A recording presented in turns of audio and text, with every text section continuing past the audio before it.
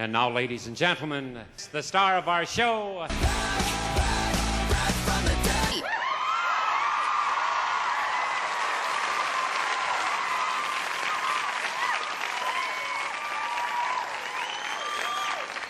What's going on out there, peeps? Yes, here I am, back from the dead.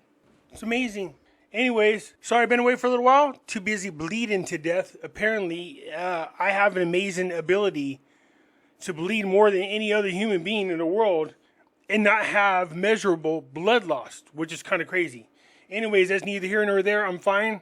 Look, let's get into what's going on over in Iraq. I wanted to respond to this article that came out before people take it and twist it like they always do. Okay, Benjamin Franklin once said, "Those who would give up liberty for safety deserve neither." And I said if Franklin were alive today, the quote would go more like this: "Those who would give up liberty for safety and convenience deserve to have neither." Because I've been noticing how people, just for convenience sake, are really sacrificing a lot of their privacy. And what Iraq is doing is a perfect example of that. So let's go ahead and get into this. Before we get started, do me a favor, hit the thumbs up button. If you're not a subscriber, please do so, because when you do, it helps out the channel, and I certainly do appreciate it. This is what I'm talking about. The central bank launches new service through e-wallets, because people already out there are saying, oh, e-wallets means they have a central bank digital currency, or they have crypto. No, it doesn't. You don't have to have crypto. You don't have to have a central bank digital currency in order to have an e-wallet. Basically, an e-wallet is just like having your wallet, but all your cards are on there. Okay, your Visa cards, your ATM cards, and your rewards cards, and all the other crap you carry in your wallet. And all you do is scan it. They have QR codes. It's supposed to be convenient. You just bring up your phone instead of having wear and tear on cards, instead of you losing your cards all the time. It's just a digital version of the cards you already keep in your wallet. Now, I'm not a big fan of it because I don't like having crap like this, all centralized and computerized, where the government is keeping track of everything you do. I'm not a big fan of it at all. But my kids use it. They love it. They can scan their ATM cards using their phones. They can do their credit cards using their phones. But for the most part, I mean, that's all it is. It's just a way to organize all of your credit cards, which you shouldn't have a whole lot, your ATM cards, and your rewards cards, and crap that you use where there's a card involved. It turns it into a digital version, and you keep it in a so-called digital wallet. That's what it is. No, you don't have to have crypto. No, you don't have to have a central bank digital currency. That's bullshit. The Central Bank of Iraq announced the launch of exchange money transfer services through electronic wallets that will enable individuals and business owners to conduct their financial transactions more quickly and flexibly. So, of course, money transfers are a big thing. When you go from one country to another, or if you live in another country and you want to send money back to your family, you can do it via your e-wallet, and it's cheaper. So, the version that Iraq is launching, the services include, according to a statement by the central bank, a copy which was received by the news, mutual financial transfers between the permanent and effective documented portfolios of the various providers for these services. Exchange money transfers from the permanent effective documented portfolio to the merchant portfolio of the various suppliers during purchases.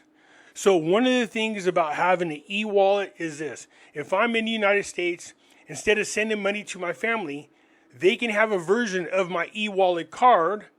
Instead of sending them the money, they have access to the money right away. So let's say I have a bank account at Wells Fargo. I'm just making this up. And you're allowed to use an ATM card at a Wells Fargo in Iraq. All right? So I'm making money in America, and the money is going into my bank account. But my family in Iraq now has my digital ATM card on their phone. They can use the ATM card. I don't have to send them money. There's no transfer fees. It makes it very convenient. The statement explained that the launch of this step represents a paradigm shift in the path of promoting financial inclusion. See, trust me, every time I hear financial inclusion, I just keep thinking about the World Economic Forum and how they're trying to centralize everybody onto a digital system so they can monitor and control all of your finances. Anything and everything that goes digital is all you're doing is exactly that. That's why the statement at the beginning was made about Benjamin Franklin and how if he were alive today, it'd be different. People like the convenience, but they're not realizing how easy they are giving up so much of their privacy and so much of their freedoms. So when I see promoting financial inclusion, I know the World Economic Forum is behind this, supporting digital transformation efforts in facilitating the movements of funds, as well as supporting the business sector and expanding the use of financial technology. Think about this: a digital bank that controls all of your transactions via e-wallet. You know, when Facebook was launched, the intelligent community was flabbergasted. They were floored. They said they could not, in decades of doing work, collect as much personal data about each individual as Facebook did. It was a dream come true for them. Everybody was so eager to give out their information. When they were born, if they're in a relationship, who all their family members were, everything about them. Single, in a relationship, clubs they go to, where they're at, things they like. You guys gave up everything you possibly can give them. And they store it all up in their personal profile of you. And you voluntarily gave them that information. They didn't have to steal it. You gave it to them. So digital wallets are just an expanded version of something that you did when you first started filling out your Facebook information.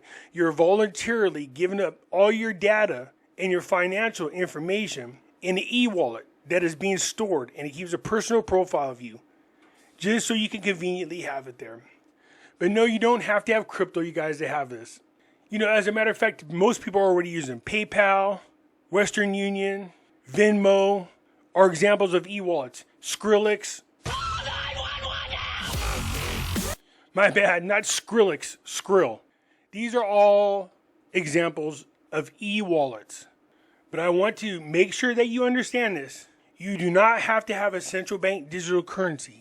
You do not have to use cryptocurrencies to use the e-wallet. There's people who are using e-wallets right now, and they do them without cryptocurrencies. My boys are not even into cryptocurrencies, and they have e-wallets. But you can use e-wallets with cryptocurrencies if you like. But think about this. The more you sacrifice your privacy and your liberty for convenience, eventually you're not going to have any. Just keep that in mind. Now, understand if you're overseas and you need to transfer money. Cryptocurrencies became a real inexpensive way to transfer money to loved ones. Now you could do it just like I described, even cheaper. If you have a digital version of your own ATM card, of a credit card that you use, of a card that your family can use, you could be somewhere else, you could be in another country, earning money, and the money get onto that account, and your family members are all using this account wherever they are. So you don't even need to transfer them money. They already have the money. Does that make sense? Anyways, I just wanted to get on because I already heard people talking about how you had to have a CBDC and you had to have cryptocurrency. That's not the case. An e-wallet is nothing like that whatsoever. An e-wallet's just keeping track of all of your cards that you use. It's very convenient. Anyways, that's it for now. I look forward to talking to you more later on. I'm happy to be back. I'll catch you later. I'm out.